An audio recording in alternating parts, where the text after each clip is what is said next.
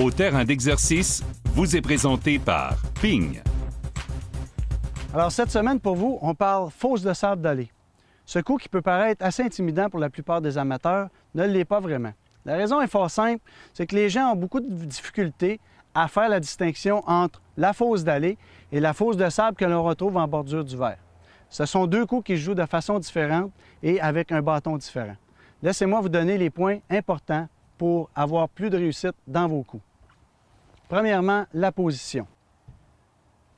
Le poids devrait être réparti comme suit. 60 % sur ma jambe avant, 40 % sur ma jambe arrière et, bien important, la tête derrière la balle pour que je m'assure d'avoir un contact direct avec la balle, de sorte que la balle va lever plus rapidement pour sortir de la fosse. Dernière chose, les pieds dans le sable, pas besoin de les ancrer comme on fait dans une fosse de sable en bordure du verre. Il s'agit de rester au même niveau. Comme ça, on s'assure encore une fois d'arriver sur la balle plus directement. Maintenant, la chose importante ou la plus importante, le choix du bâton.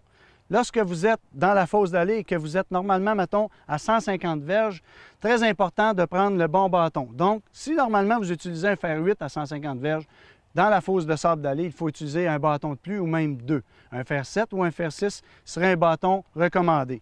La raison est fort simple, c'est que lorsque vous allez effectuer votre élan arrière, vous serez capable d'effectuer un élan un peu plus court, ce qui est recommandé.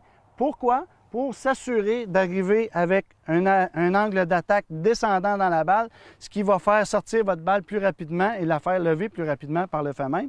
Et ensuite, vous permettre aussi de finir un élan en équilibre, donc un élan rythmé et équilibré. Dernière chose, très important, lorsque vous arrivez et que votre position de balle n'est pas très belle, dans le sens que ici on peut voir que la balle est très près de la lèvre de la fosse de sable, donc ma balle doit lever très rapidement. À ce moment-là, ça vaut la peine des fois de sacrifier un coup et de se fier sur notre jeu court. Donc, je vais prendre un cocheur de sable, jouer à court du verre et travailler avec mon jeu court pour essayer de récupérer. Alors, en espérant que ces petits conseils pourront vous aider, bon golf!